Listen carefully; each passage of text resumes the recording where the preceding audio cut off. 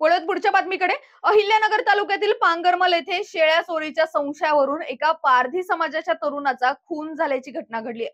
याबाबत MIDC police ठाण्यात खुनाचा गुन्हा दाखल करण्यात आलाय. काही वर्षापूर्वी पांगरमल येथे विषारी दारूच्या सेवनाने काही लोकांचा मृत्यू झाला होता. घटना राज्यभर गाजली होती. त्यामुळे आता या घटनेने पुन्हा पांगरमल हादरले आहे.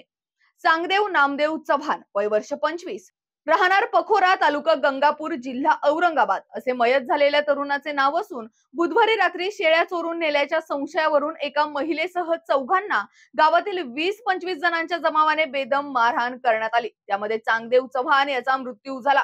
या प्रकरणी पांगरमलच्या सरपंचासह 20 ते 25 जणांवर गुन्हा दाखल करण्यात आलाय.